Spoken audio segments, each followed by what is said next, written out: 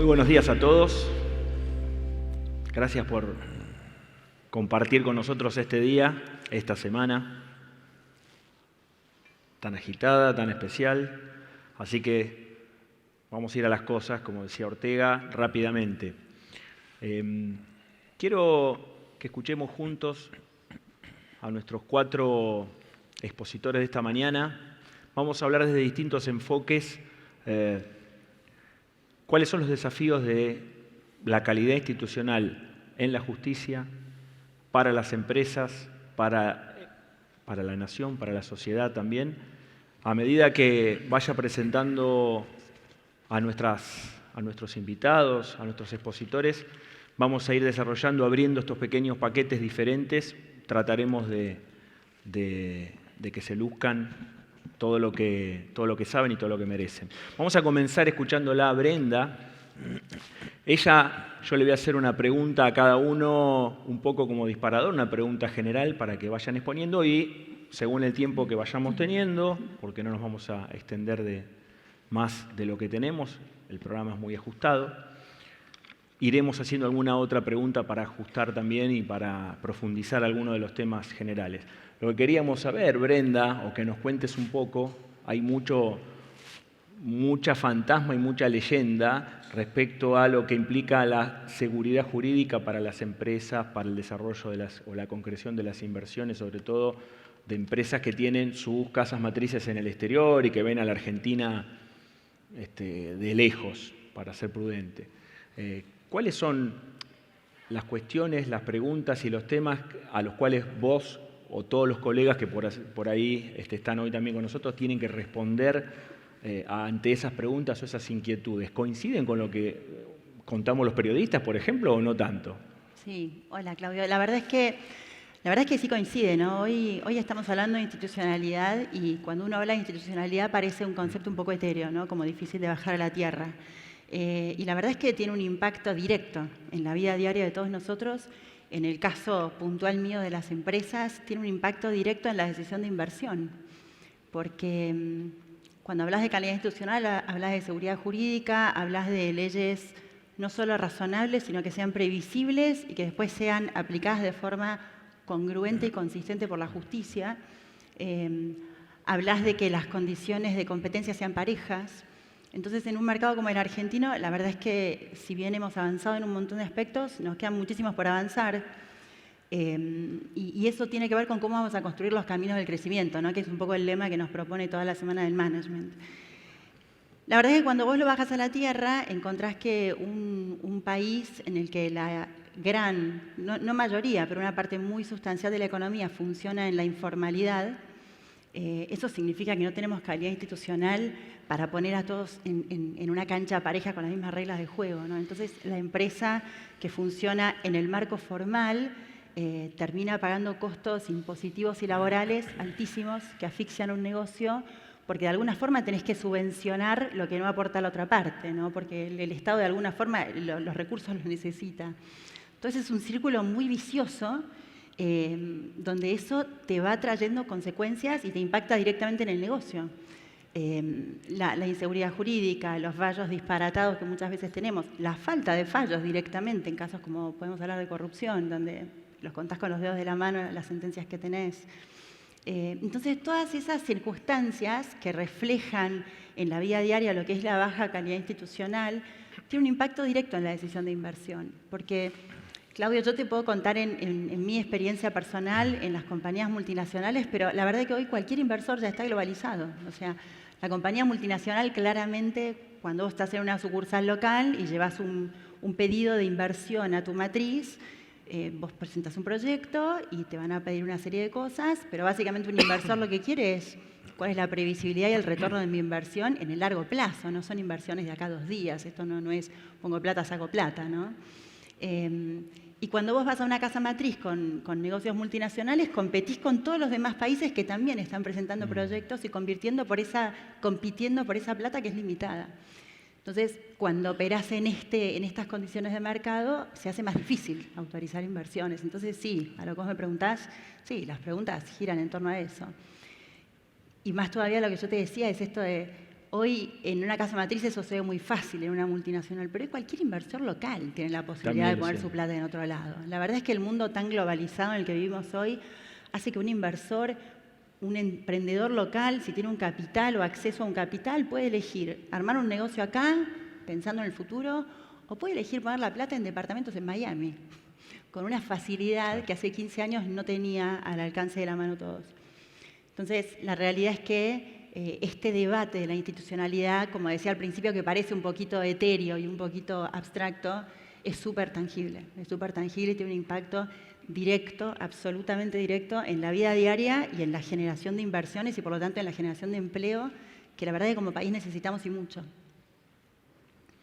Bien, ¿qué te encontraste en los últimos 10 años para poner, digamos, despegar esto de las vicisitudes políticas puntuales en la evolución de estas cuestiones que vos me contás, desde el lugar que tenés vos y de las empresas con las que tenés diálogo, que le deben pasar cosas similares, por lo menos en lo macro, en lo estructural, más allá del negocio de cada uno?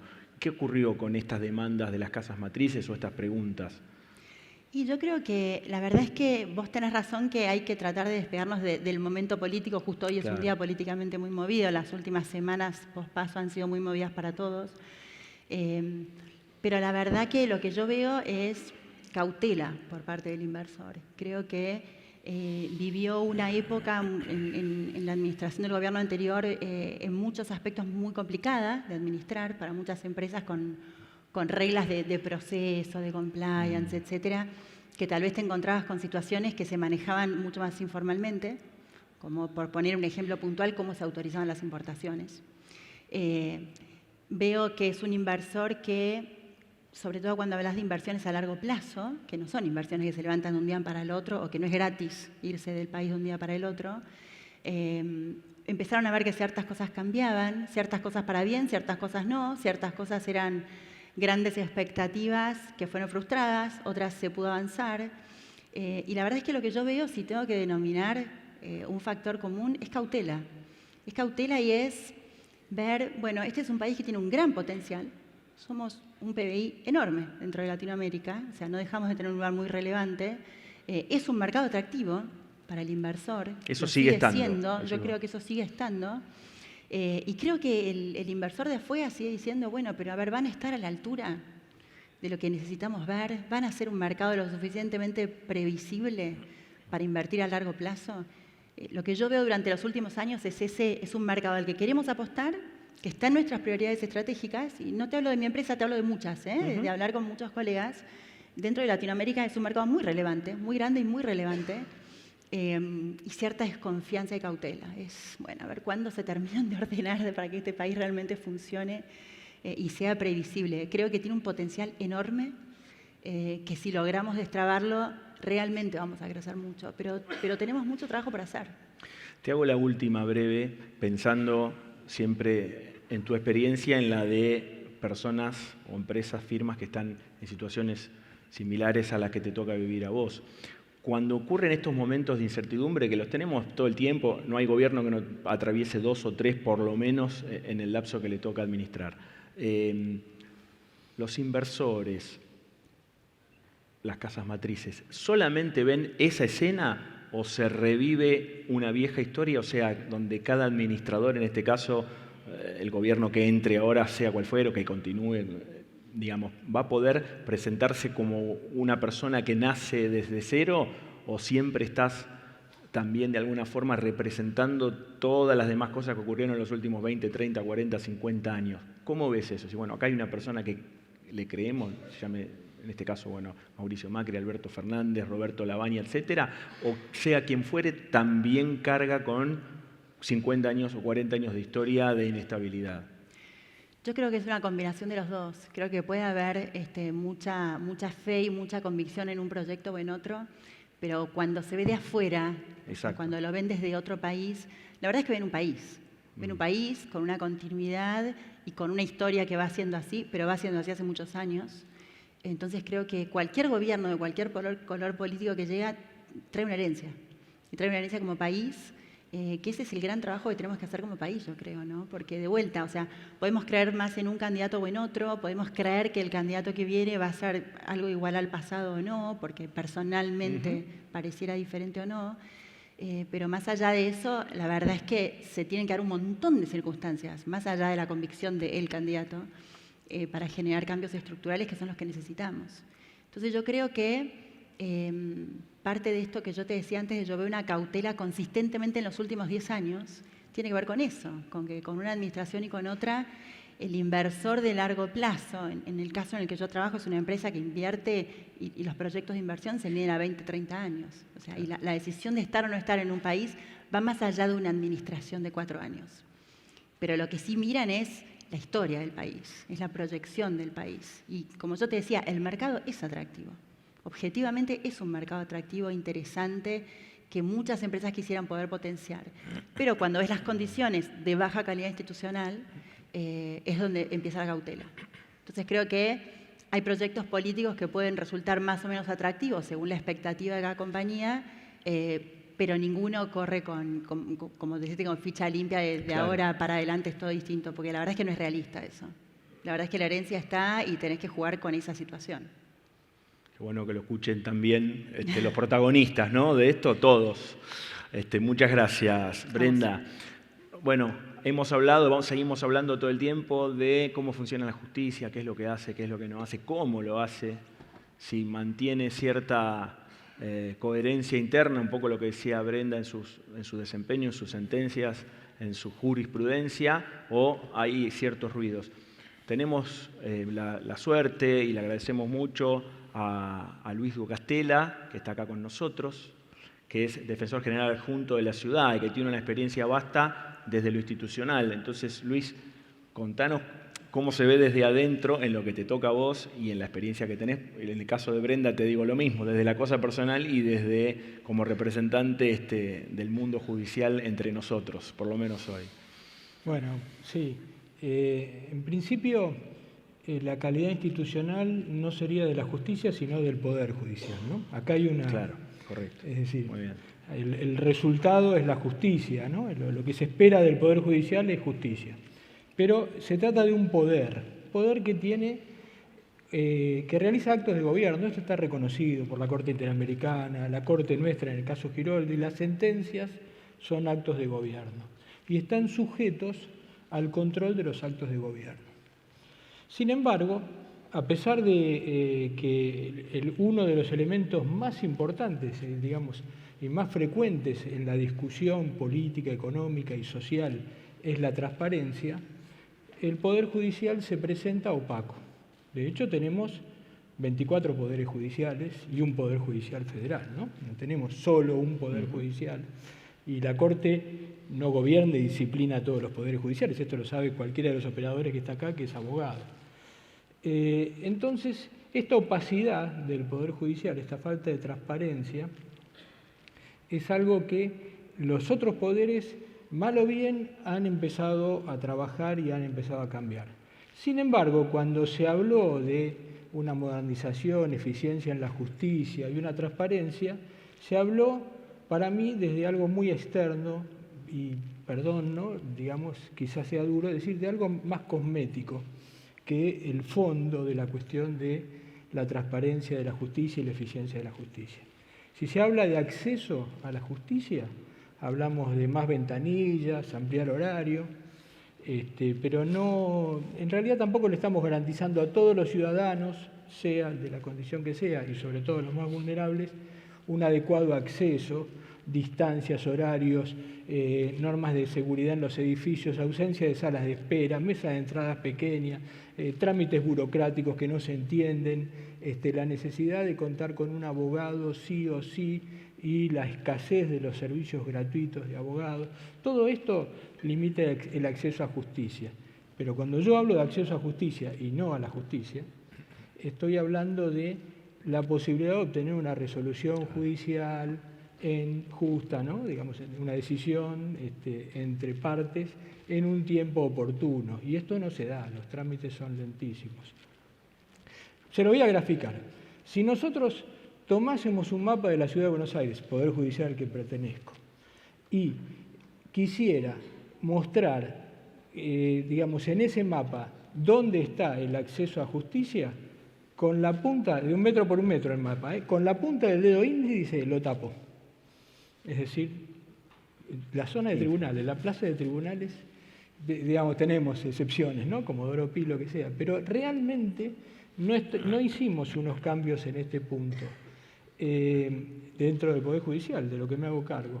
Tampoco lo hicimos en términos de transparencia. Si yo digo que los jueces hablan por su sentencia y la rendición de cuentas del Poder Judicial a la sociedad son sus sentencias, estaría con el criterio de principio del siglo pasado de que la publicidad de los actos de gobierno del Ejecutivo son la publicación de los decretos en el Boletín Oficial. Y hoy en día le exigimos mucho más en la Ley de Información Pública al Poder Ejecutivo. Y también se lo exigimos al Congreso. Y el Poder Judicial ha sido incluido en la Ley de Información Pública, tanto de la Nación como de la ciudad. Sin embargo, no tiene esta rendición de cuentas clara de cómo son los procesos, cuánto demoran los procesos, qué productividad tienen, perdónenme la expresión, sé que un juzgado no es McDonald's, pero sí tiene una productividad.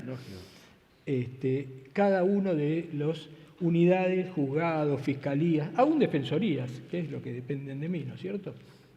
Es decir, es muy difícil encontrar poderes judiciales que tengan tableros de gestión. Que un funcionario judicial ingrese a la mañana, abra un tablero y vea lo que tiene para resolver, lo que no quedó resuelto, lo que está por vencer, lo que ha vencido, una agenda, y que es mucho más difícil es que eso sea abierto, digamos, ¿no es cierto? Es decir, la justicia no ha logrado una transparencia de su gestión, lo cual lo hace que haya caído en el descreimiento de la sociedad y que se piense que en realidad pueden llegar a operar en la justicia los que son más hábiles, los que tienen relaciones, los que tienen amistades, los que, etcétera, etcétera, etcétera, muy parecido a la corrupción, digamos, ¿no es cierto? Sin embargo, no lo hay, es simplemente, o la mayoría de las veces, lo hay, pero la mayoría de los casos es procedimientos atrasados. Se habló que se puso en vigencia el Código Procesal Penal Federal. Mi materia es la penal, discúlpenme, sé que hay muchos abogados de empresa, pero en federal van a actuar, ¿no? El sistema procesal penal federal es un sistema, el actual, el vigente desde el Código LBN, es un sistema inquisitivo, es decir, el juez de instrucción investiga, acusa al mismo, eleva juicio, escucha al fiscal como una voz más, delega algunas investigaciones en el fiscal, pero en realidad es el juez el que tiene el poder en el sistema federal y el nacional ordinario de la ciudad. El sistema del Código Procesal sancionado en el año 2015, que debía haber entrado en vigencia en marzo del 2016, es un sistema acusatorio y oral. Entró en vigencia este año, en junio, en Salta y Jujuy. Se demoró 3 años el ingreso que estaba previsto en la ley de implementación para marzo del 2016 y solo ha ingresado en una jurisdicción que me atrevo a decir que no supera el 1% de la masa de trabajo del sistema federal. Es decir, se está ensayando en un banco de pruebas muy despacito el tema. Sin embargo, este sistema, ¿por qué hablo yo de transparencia y hablo del sistema procesal? Porque en la medida en que un juez resuelva oralmente frente a las partes, además de cumplir el principio de contradicción, escucha a los dos, de inmediación, que ustedes conocen, y celeridad, porque esa contradicción e inmediación se hace en un solo acto, no escrito, traslado, contratraslado y todo esto, el juez está resolviendo de cara a la sociedad, está haciendo pública su actividad. El justiciable sabe que quien está resolviendo es el juez, porque todos ustedes saben que en el sistema escrito existe la delegación. Es decir, el cliente de ustedes viene, les cuenta algo, ustedes lo interpretan de modo jurídico, lo escriben en su propio lenguaje, lo reciben en un juzgado, ahí está delegado en determinados funcionarios, vaya a saber dónde termina esta delegación, y en esa delegación esa persona escribe algo, resuelve algo, propone una resolución que yo sé que los jueces firman y que controlan. Yo no digo que no, pero ha perdido la inmediación, ha perdido la contradicción, es mucho más lento. Se ha perdido la voz en primera persona de las partes, no de los letrados, de las partes. Digamos, se ha omitido al justiciable de la justicia y después queremos que el justiciable confíe en la justicia. Muchos de ellos, probablemente cuando uno tiene clientes como tengo yo, que son clientes que están presos o van a sufrir posiblemente una condena, piensan, y si no me escuchan, ¿cómo va a ser justo lo que van a resolver? Es decir, no son escuchados, es decir, este derecho a ser oído, que no solo alcanza el derecho penal a todos, lo hemos abandonado. Es un poder judicial que se ha quedado en el siglo XIX, no ha evolucionado. La democracia, los 30 y pico de años de democracia que tenemos, ha hecho evolucionar a los otros poderes en este sentido y en esto el Poder Judicial ha decidido aislarse. Quizás por temores, por intentos de llamadas democratización de la justicia que en realidad atendieron a la selección de magistrados o a cómo se gobierna el Poder Judicial, y no a esto que le digo, que es la participación personal de las partes en un proceso. En muchos países del mundo las cosas se resuelven con el juez sentado en un estrado y las partes frente a ellos. Es decir, tampoco digo que sean todas las cuestiones que deban resolverse, pero las centrales, cuando se va a dictar la sentencia definitiva de un proceso, debiera ser así en todo el proceso. De lo contrario, estamos frente a una justicia opaca, oscura, con miles de vericuetos que genera estos canales de desconfianza, permite la burocracia, permite la delegación y limita gravemente el carácter, digamos, yo diría que en algún aspecto, al no ser transparente, al no poderse medirse la justicia, está incumpliendo con el principio republicano.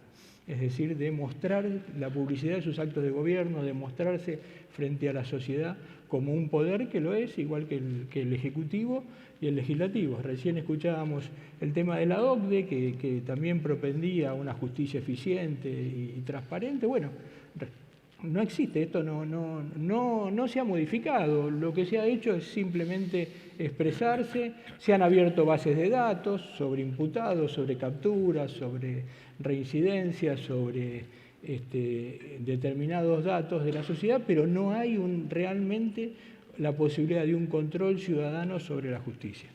Bueno, gran desafío, Luis, clarísimo, me dejaste sin preguntas. Así que te agradezco mucho estos minutos con nosotros. Vamos a seguir con esta cadena que tiene su cierta lógica. Ustedes la van a ver ahora. Vamos a escuchar al doctor Pablo Lanuse, que está con nosotros, ahora abogado de la matrícula, un abogado muy prestigioso, que fue fiscal de la Nación y secretario de Justicia en el gobierno, en los primeros tiempos del gobierno de Néstor Kirchner. Entonces tiene un poco la visión mixta desde el ejercicio de la profesión que muchos de ustedes también ejercen cotidianamente, tiene una experiencia un poco más cercana a lo que Luis nos contó recién y una mirada de los desafíos que vienen en estos tiempos seguramente importante. Pablo. ¿Cómo estás, Claudio? Gracias. Buenos días a todos. Bueno, sí, creo que estamos ante un desafío. Mi columna me lo recuerda desde el lunes, el efecto post-paso. Creo que si uno tenía preparada una charla para hoy, que no es mi caso, sin duda después de las PASO, creo que muchas de las cosas que acá estamos debatiendo se han puesto en crisis. Al menos para mí. Yo honestamente creo que estamos en presencia de un comportamiento intencional de incendio del país, donde es muy cínico y muy fácil tirar queroseno al fuego y después pedir que no se le pida responsabilidad en apagar el fuego porque él no maneja a los bomberos. Y la verdad que lo que estoy convencido y que hace la institucionalidad y el futuro es que lo que está en juego es la República. Y sobre eso quisiera aprovechar estos minutos para conversar y hacerlo con ustedes. Ayer salió una encuesta que se conoció de quien tal vez fue el que más acertó en la distancia de la fórmula del Frente de Todos respecto de Juntos por el Cambio, donde se conoció que el 59% de los encuestados cree que la expresión "la República está en juego" es un eslogan de campaña. Y creo realmente que si eso lo cree el 59% de la población, entiendo bastante el por qué la fórmula del Frente de Todos logró el apoyo popular que logró. Porque no lo votó nada más que la gente pobre que no puede comer. Lo votó casi el 47% de la gente. Es decir, 1 de cada 2. Y miren, el año pasado, cuando terminó el encuentro de abogados, hubo una experiencia que creo que nos conmovió a todos los que estuvimos ahí, que la produjo el enorme Coco Derigo con la gente de Inclusión, cuando nos trajo al grupo de espartanos. Y de hecho había un muchacho privado de libertad autorizado a acompañarnos ese día. Y Coco creo que comenzó preguntándonos que levantáramos la mano quién contrataría a un procesado, a algún acusado de robo con armas en su empresa. Yo no le levanté la mano y creo que la levantaron bastante pocos. Después, al final de escuchar a ese muchacho valiente que nos dio su testimonio, la levantamos más. Pero ¿saben qué es lo patético? Que el 47% de la población votó detrás de un señor razonable, prudente, votó una banda de forajidos que saqueó el país. Y la saqueó con la peor arma que se puede saquear a alguien, que es con el uso abusivo del poder, donde todos los negocios, donde el mundo de la empresa se vio afectado.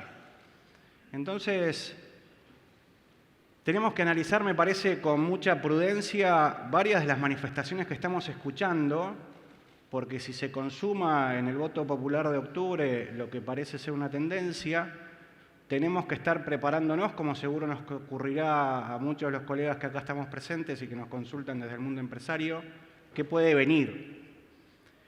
Y la verdad que cuando uno advierte que un profesor de la Universidad de Buenos Aires, un candidato a presidente que no es un cachivache, claramente no lo es, y debo reconocer que tengo trato con él, más allá de que estamos hoy claramente en ideas distintas, que amenaza literalmente a jueces, que dice que esos jueces con nombre y apellido, que son señores jueces, donde podemos ganar o perder. Acá tengo colegas penales con quienes me honra compartir la profesión, que sabemos bien que son señores jueces, donde se puede discutir derecho, donde a veces se gana y se pierde, tal vez será porque no tenemos la razón o porque no la expusimos bien. Pero no podemos salir a amenazar jueces. No podemos salir a decir que hay presos políticos en la Argentina, no solo porque banaliza un término realmente grave para la memoria argentina, sino porque lo que hay son pretensos políticos presos. Cuando nosotros firmamos y analizamos contratos, habitualmente la última cláusula señala ante quién habremos de recurrir si violamos esas cláusulas. Esta gente juró que si no cumplía y hacía cumplir la Constitución y las leyes, que la patria se los demandaba. Y lo que está ocurriendo en la justicia penal no es una persecución, es que la patria se los está demandando. Y entonces entramos a ver frases que anticipan, a mi modo de ver, lo que va a ser o una amnistía o un indulto. El señor Alberto Fernández dice que lo único que viene a enterrar es la venganza y el odio. Y saben que van a decir que estas causas legítimas, genuinas, que están investigando el saqueo más estructural que padeció la Argentina desde una asociación ilícita estructurada en el poder, fueron perseguidos. Y que entonces, para apaciguar los ánimos, la mejor es mirar para el futuro. Por eso dice que no hay que mirar para el pasado.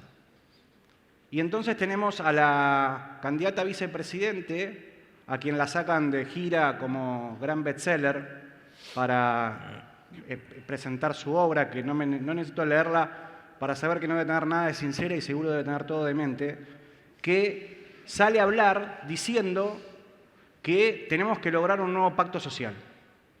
Los abogados sabemos a qué se está refiriendo. No está hablando de que de vecino a vecino nos llevemos mejor. Vienen por la reforma de la Constitución. Y vienen por la reforma de la Constitución para afectar algo que muy bien planteó Luis, que es que la justicia no es un servicio. La justicia es un poder de la República y no quieren tener un poder de la República.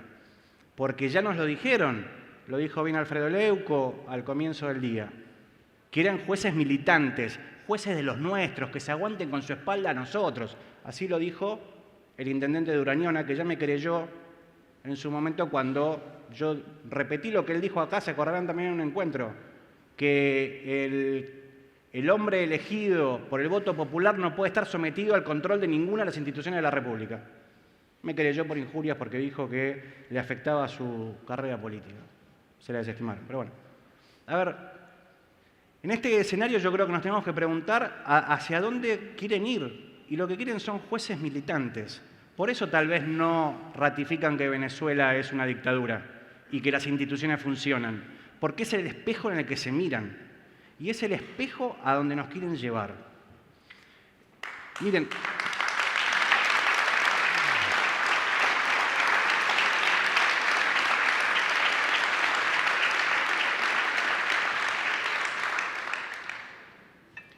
En estos 3 años y medio hubo administración de justicia. La justicia pudo investigar como nunca antes la corrupción, el narcotráfico, que afecta a los sectores más vulnerables. Pero en el mundo de los negocios la corrupción carcome la defensa y la competencia leal. Porque el corrupto no le interesa competir en precio y en costo. Necesita blanquear, necesita rentabilidad. Y la justicia pudo investigar. ¿Y saben qué? La justicia actual citó indagatoria al padre del presidente, citó indagatoria al hermano del presidente, está procesado el primo hermano del presidente y no apareció ningún fiscal muerto en la Argentina. En la Argentina se puede investigar hoy la corrupción. Lo que nos tenemos que preguntar es cómo van a actuar las agencias del Estado si hay un cambio de gobierno. ¿Qué va a hacer la UIF? ¿Va a volver con un cachivache como Esbatella a violar el secreto fiscal que compartió el FinCEN para perseguir a una familia y que nos costó que la Argentina le cortaran el suministro de información en materia de narcocriminalidad y terrorismo? ¿Qué va a hacer la OA? ¿Va a seguir querellando? Laura Alonso, con todos sus aciertos y errores, censuró por ética a un ministro a quien tuvimos el honor de defender y nos gustó padecer el exceso de control de las agencias del Estado, porque para eso están. Prefiero que las agencias del Estado en el control se excedan en su función a que sean cómplices por impunidad. Y entiendo que a eso vamos. Desgraciadamente a eso vamos. El programa de protección de testigos, hoy tal vez me hubiera gustado a quien aprecio y quiero personal y funcionalmente, y estoy seguro ha sido y es el mejor ministro de Justicia que puede tener el país. Tal vez me hubiera gustado un poquito más de firmeza o, bueno, somos distintos, de Germán. El programa de protección de testigos. Le estamos dando el banco de sangre a Drácula. Porque, señores, esa gente de quien tiene miedo es de quienes pueden volver a tener el poder. Se dan cuenta que supuestamente el Estado argentino invirtió dinero en crear estructuras secretas para que no sepamos dónde están protegidos. Y ahora van a estar a cargo de quién levantaron el teléfono a ellos. Che, ¿dónde está fulanito? ¿Dónde está? ¿Quién le lleva la sopa? Esperemos que no hayan muchos problemas de envenenamientos, de cosas así. Entonces, creo que, francamente, está en crisis, para mi modo de ver, la República, está en crisis el mundo de los negocios, ya lo vivieron, ya lo vivimos, cepo, control de cambio. ¿Qué va a hacer el Banco Central? ¿Qué va a hacer la FIP? ¿Va a volver a ser un ariete de extorsión a todo aquel a que levante la mano o trate de llevar su mundo de los negocios como le parece y tiene libertad de hacer? Entonces, miren, a mí no me asusta presentar un panorama sombrío. No va a ser la primera vez que lo afrontemos ni que estemos juntos seguramente enfrente de eso. Lo que no creo es que no asumamos los riesgos en los que estamos. Si realmente no advertimos como gente del derecho que estamos ante la oportunidad de involucionar prácticamente en forma definitiva, somos muy cándidos. Este gobierno tal vez ha pecado de cándido. Pero me parece que nosotros tenemos que tener esa alerta, porque, miren, el corrupto nos trata, no sé si vieron la Odisea de los Giles, se la recomiendo. No soy cinófilo como la señora, pero voy de vez en cuando al cine. En la película nos relatan, nos sentimos todos muy identificados, ¿no? Es la crisis del 2001. Y hay una frase que es fantástica, es: el corrupto nos trata a todos como giles. Pero se olvidan que el gil es el que está acostumbrado a levantarse una y otra vez, porque nunca decide bajar los brazos. Somos gente de derecho, creo que tenemos un desafío enorme, que es dar todo lo mejor de nosotros en aras de nuestros dos clientes más importantes, que son la República y la Constitución. Bueno, Pablo, muchas gracias.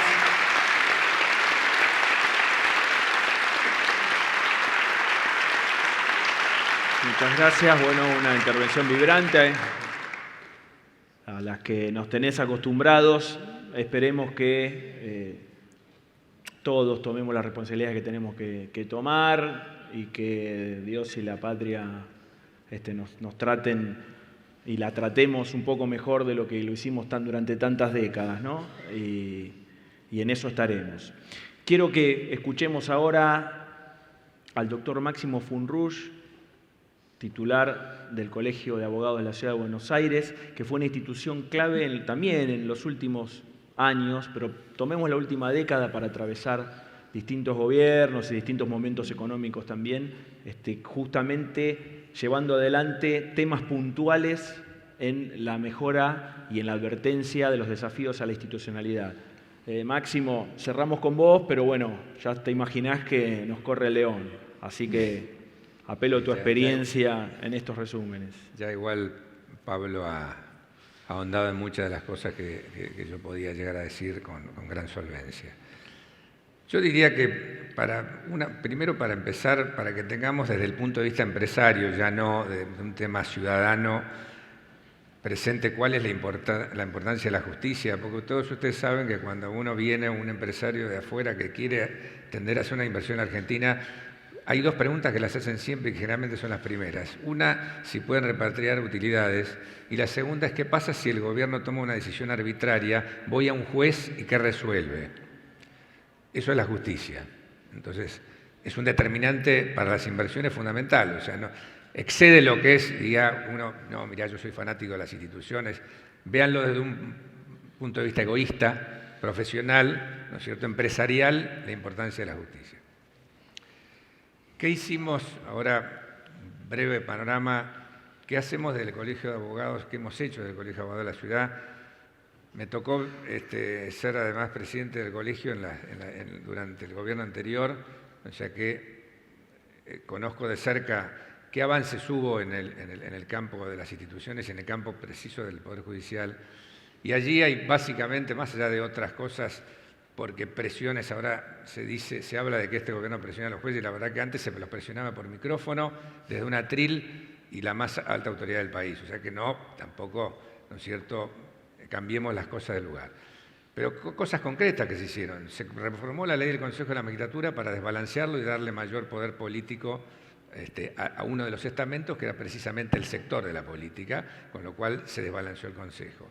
¿Qué hicimos nosotros en el colegio? Planteamos una acción ante la Justicia Constitucional Administrativa. Después de muchísimos años, en el año fin de 2014, obtuvimos una sentencia que se declaró inconstitucional esta ley, y esto está en la Corte Suprema durmiendo hace bastante tiempo. La verdad que en ese sentido sería muy bueno que tuviésemos una ley el día de mañana, que además tiene que ser fruto del consenso, porque aquí hay 2/3 del Congreso, donde se restablezca ese balance. Sería muy importante porque el Consejo, ustedes saben que es el órgano encargado de designar a los jueces y de removerlos. ¿Qué se hizo también durante ese gobierno? Bueno, se dictó la Ley de Democratización de la Justicia, pseudo-democratización, que lo que buscaba, ya se ha dicho algo acá, era en realidad sojuzgar a los jueces. ¿Por qué? Porque bueno, se buscaba politizar el organismo del Consejo de la Magistratura para que todos sus miembros fuesen electos de la manera tal que si un gobierno, como por ejemplo puede darse en un supuesto de estos en que obtiene una mayoría absoluta, se lleva al Congreso, se lleva al Poder Ejecutivo, también se lleva el Poder Judicial por añadidura. Entonces va a manejar a piacere la designación y remoción de jueces. Afortunadamente en eso, desde el colegio y de una ONG también que participaba en la justicia, sacamos las dos primeras medidas cautelares que salieron en la Ciudad de Buenos Aires para parar la democratización. Después salió el fallo Rizzo un mes después sobre el fondo, pero sépanlo porque por ahí no se sabe mucho. Las primeras medidas cautelares que salieron en la Ciudad de Buenos Aires fueron las nuestras. Después el gobierno anterior, que también ensayó, cuando se dio cuenta que los jueces le falló la democratización y no podía designar jueces en la enorme cantidad de vacantes que se habían generado, más de 300 vacantes en la justicia, entonces inventaron una ley de subrogancias que permitía designar los jueces quienes iban a ocupar los juzgados vacantes a dedo. Afortunadamente también allí fuimos, junto con otras organizaciones, Fundación de Magistrados y otras, también obtuvimos una medida cautelar para parar esa ley de subrogancia que, como decía hoy a la mañana el ministro, después durante este gobierno se dictó un régimen de ley de subrogancias razonable. ¿Qué otra cosa sucedió durante, y esto ya lo dijo Pablo, no funcionaban los organismos de control? La GN, la GN era el único organismo que funcionaba, la OVA, la UIF, ¿no es cierto? Por eso tampoco los jueces, también aunque quisieran investigar, algunos no lo hacían por remolones o por otras razones, pero aún cuando el que quisiese investigar necesita el juez de los organismos del Estado, porque los jueces no son investigadores privados, necesitan que vengan los organismos como la OVA, de hecho la causa de vialidad porque existe y porque el administrador de vialidad desempolvó un montón de expedientes y fue a hacer una denuncia, ¿cierto? Si no, esto no es posible. ¿Qué vemos? ¿Qué pasó durante esta gestión de gobierno? Bueno, durante esta gestión de gobierno la verdad que se han designado mediante concursos, se han terminado el proceso de designación de 300 jueces, como dijo hoy el ministro a la mañana, lamentablemente hay 150 pliegos más o menos de jueces, de los cuales unos 60 ya tienen hasta dictamen de la Comisión de Acuerdos, y que no se traten, la verdad que es una extorsión y además es teñir de politicidad a los jueces no son políticos. Y cuando uno dice, no, pero ¿cómo le voy a dejar que designar los jueces a este gobierno? ¿Qué jueces están juzgando hoy a los funcionarios anteriores? Los jueces que había designado ese mismo gobierno. ¿Por qué? Porque una gran cantidad de jueces, diría la mayor cantidad de jueces, el día que es juez, ¿no es cierto? Hay excepciones, por cierto, dentro de Comodoro Pi, bueno, hay algunos que no se destacan ciertamente, pero algunos ya se han ido, ¿no es cierto? Y eso ha sido bueno. Creo que el balance, no ha habido una presión directa, me consta, sobre el Poder Judicial, y lamentablemente, bueno, no se impulsó la reforma de la Ley de Consejo de Magistratura como nos hubiese gustado, pero quiero decir, en términos generales, esta cobertura de los juzgados ha sido una buena cosa. Yo lo que les digo que espero, porque sé que estamos apremiados con el tiempo, es que si viene en sucesión un nuevo gobierno de Alberto Fernández y Cristina Fernández, apelo a que no reincidamos en las cosas que se hicieron mal. O sea, si uno está al track record anterior, y la verdad que es difícil pensar que esto pueda suceder, pero me parece que eso es a lo que tenemos que apostar. Nosotros, quiero aclarar que desde el colegio siempre hemos apoyado la independencia del Poder Judicial y inclusive en muchas veces no concordando con algunas cuestiones que ha hecho de política del gobierno, quizás hubiésemos querido que hayan sido más incisivos mediante la representación que tiene el Poder Ejecutivo en el Consejo de la Magistratura para instar juicios políticos de algunos jueces, ¿no es cierto?, que nosotros entendíamos a partir de la auditoría que impulsamos en su momento, que esa fue una medida importante, ¿no es cierto?, del colegio, una bandera del colegio, que cuando lo decidimos eso, bueno, cuando empiezan las investigaciones, la gente decía, bueno, esto por ahí va a terminar en nada, y bueno, vamos a ver, hagamos una auditoría de la justicia federal a ver cómo viene funcionando. La verdad que los hallazgos no fueron buenos, de causas, ¿no es cierto?, que duraban 10, 20 años, pero sirvió de acicate, si se quiere, para los jueces. Lamentablemente, la auditoría no se hizo de una manera se hizo de una manera bastante rudimentaria, y quizás sería muy importante tener sistemas informáticos que ya no solo la Justicia Federal de Comodoro Pi, pero además se puedan alimentar bancos de datos, ¿no es cierto?, donde puedan surgir, preservando las cuestiones confidenciales, pero sí, cuanto menos, el movimiento de los expedientes, que uno pueda saber, bueno, cómo va el expediente, cuánto dura esta causa y que lo podemos ver todos. Desde esta perspectiva, nosotros también del colegio tratamos de impulsar la digitalización de la sentencia de la justicia. Es una herramienta muy importante para poder dar transparencia, sentencia firme me refiero, ¿no es cierto? Y sin embargo en esto, la verdad que hemos rebotado un poco contra el Consejo de la Magistratura, el Consejo nos manda a la Corte nos manda al Consejo, y la verdad que estamos un poco desorientados con eso, pero creo que cualquier gobierno que quiera dar transparencia a través de la digitalización permitiría homogeneizar este control. ¿Por qué? Porque hoy ustedes saben que el portal que tiene la justicia hay que conocer cuál es el expediente para ir a buscarlo, o hay que depender de una obra, ¿no es cierto?, donde se cargan fallos aleatoriamente con un tesauro, que hay un señor que dice este fallo va en tal lado, este fallo en otro, pero yo no puedo buscar los fallos como si fuese Google, ¿no es cierto?, y tratar de poder hacer benchmarking, si quiero, en un fuero de cómo funciona la justicia. Esto es importante. En última instancia, vuelvo a decir, me parece que está en nosotros como abogados, tenemos mucho que ver en esto de la institucionalidad. Hoy nos reíamos porque acá en el papelito me pusieron abajo de von Ruy, en vez de decir, no sé, presidente del colegio o Casaña abogado, me pusieron custodia. Yo me reía, pero después me quedé pensando que en realidad no está tan mal, porque diría que desde el colegio un poco nosotros, y creo que los abogados debemos sentirnos custodios de la institucionalidad, custodios de la independencia del Poder Judicial. Y de esto somos todos responsables. Así que creo que nos tenemos que hacer cargo de esto, porque tenemos una doble responsabilidad como hombres de leyes, ¿no es cierto?, de defender la justicia, lo que vamos a seguir haciendo desde el colegio, esté quien esté, y en eso les pido por favor su compromiso. Muchas gracias. Ahí está. Muchas gracias. Nos vamos rápido. Gracias por compartir su tiempo. Muchas gracias, Máximo, Pablo, Brenda, Luis. Y los dejamos con quienes nos suceden en el uso de la palabra.